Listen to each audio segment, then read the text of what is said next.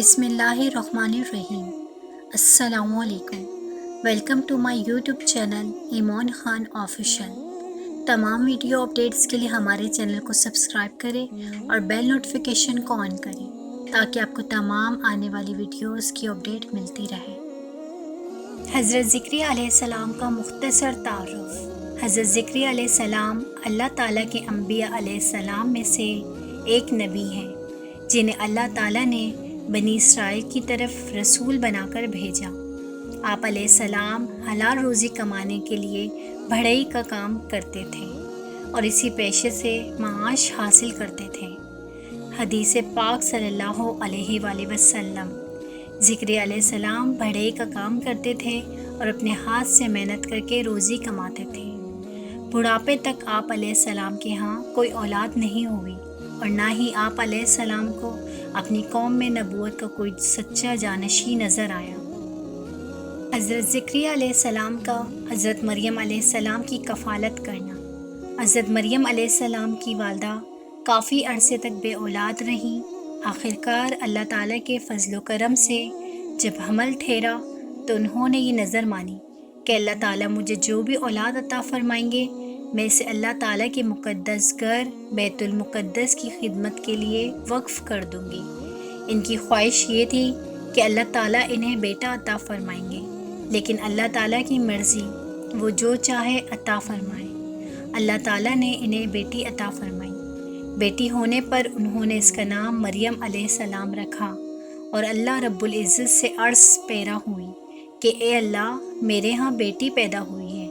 اللہ تعالیٰ نے انہیں الہام کیا کہ اسے میری راہ میں وقف کر دو، لہٰذا وہ حضرت مریم علیہ السلام کو لے کر بیت المقدس حاضر ہوئی۔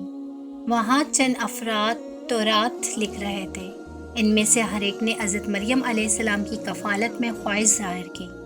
آخرکار یہ طے پایا کہ قرعہ کے طور پر نہر اردن میں اپنے اپنے قلم ڈالو، جس کا قلم پانی کی تہہ میں بیٹھ کر اوپر اٹھ آئے گا وہی اس کی کفالت کرے گا۔ یہ سعادت اللہ رب العزت نے حضرت زکریا علیہ السلام کے نصیب میں لکھی تھی، لہٰذا جب قرآن اندازی ہوئی تو آپ علیہ السلام کا قلم پانی کی تہہ میں بیٹھ کر اوپر اٹھ آیا اور دوسروں کے قلم پانی میں بہہ گئے۔ بالا اتفاق سب نے یہ تسلیم کر لیا کہ حضرت مریم علیہ السلام کی کفالت حضرت زکریا علیہ السلام ہی کریں گے۔ آپ علیہ السلام نے حضرت مریم علیہ السلام کی کفالت شروع کر دی اور ان کا ایک مستقل کمرہ الگ سے بنوایا جس میں سوائے حضرت زکریا علیہ السلام کے کوئی دوسرا نہیں جا سکتا تھا۔ آپ علیہ السلام حضرت مریم علیہ السلام کو ضرورت کی تمام اشیاء ان کے کمرے میں پہنچایا کرتے تھے۔ جب حضرت زکریا علیہ السلام حضرت مریم علیہ السلام کے کمرے میں داخل ہوتے تو وہاں بے موسم پھل پاتے۔ ایک مرتبہ آپ علیہ السلام نے حضرت مریم علیہ السلام سے پوچھا، یہ پھل کہاں سے آئے ہیں؟ انہوں نے جواب دیا، یہ اللہ تعالیٰ کے پاس سے آئے ہیں اور اللہ تعالیٰ جسے چاہتے ہیں بے حساب بے موسم روزی عطا فرماتے ہیں۔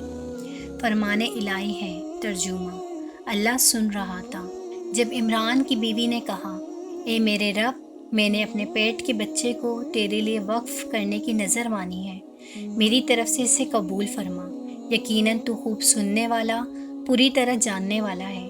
جب اس عمران کی بیوی نے بچی مریم علیہ السلام کو جنا تو کہنے لگی، اے پروردگار، میرے ہاں تو لڑکی پیدا ہوئی ہے، حالانکہ اللہ کو خوب معلوم تھا کہ اس نے کیا جنا تھا اور لڑکی لڑکا جیسا نہیں ہوتا۔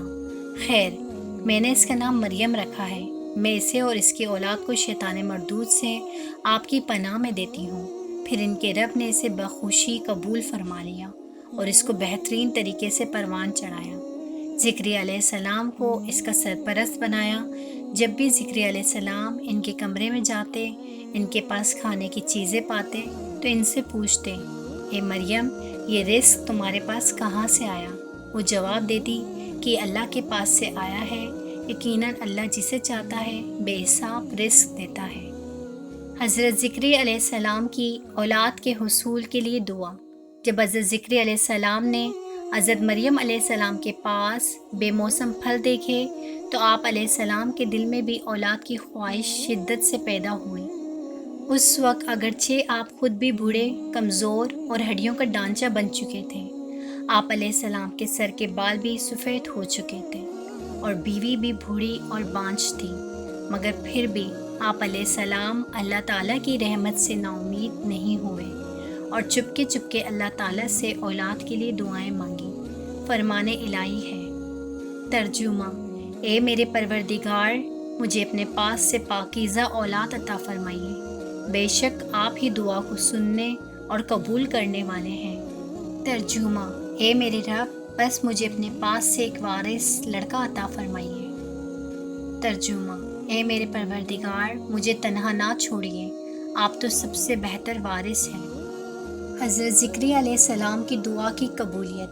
حضرت زکریا علیہ السلام نے جیسے ہی اللہ رب العزت سے اولاد کے حصول کے لیے دعا مانگی تو بھی آپ علیہ السلام اسی جگہ ہی کھڑے تھے جہاں آپ علیہ السلام نے دعا مانگی تھی کہ اللہ تعالیٰ کے فرشتوں نے آ کر آپ علیہ السلام کو بیٹے کی بشارت سنائی اور ساتھ ساتھ یہ بھی بتایا کہ آپ علیہ السلام کی بانجھ بیوی کو بھی اللہ تعالیٰ نے بچہ جننے کے قابل بنا دیا ہے اور آپ علیہ السلام کے بیٹے کا نام بھی خود ہی یحییٰ رکھا ہے۔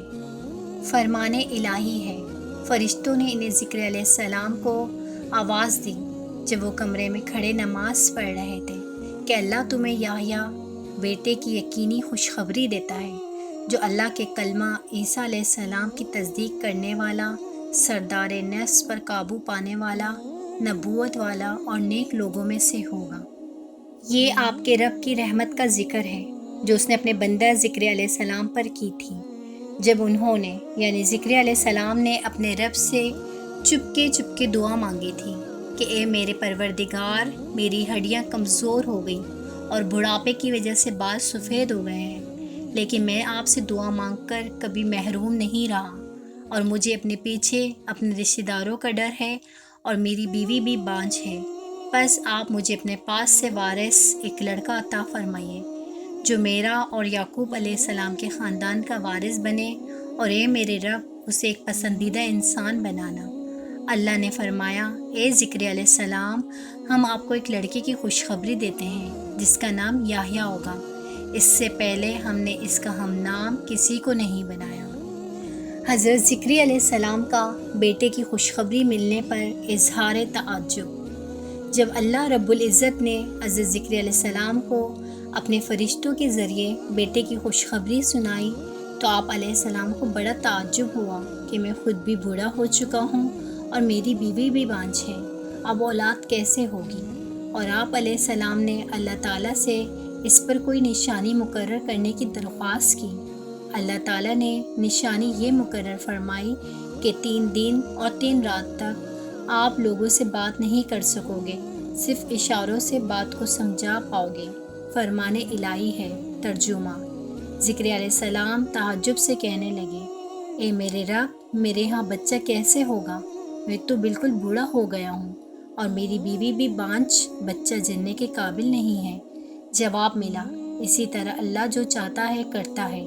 زکریا علیہ السلام نے کہا، اے میرے رب، میرے لیے اس کی کوئی نشانی مقرر کر دیجیے۔ اللہ نے فرمایا، اس کی نشانی یہ ہے کہ 3 دن تک تم لوگوں سے زبان سے بات نہیں کر سکو گے، صرف اشاروں سے سمجھاؤ گے۔ اس دوران تم اپنے رب کو کثرت سے ذکر کرو گے اور صبح و شام اس کی تسبیح بیان کرتے رہو گے۔ حضرت زکریا علیہ السلام کی شہادت۔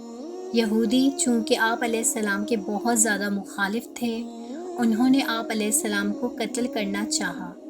آپ علیہ السلام بھاگ پڑے تاکہ ان کے ہاتھ نہ لگ سکیں۔ سامنے ایک درخت آیا اور اس کے اندر شگاف تھا۔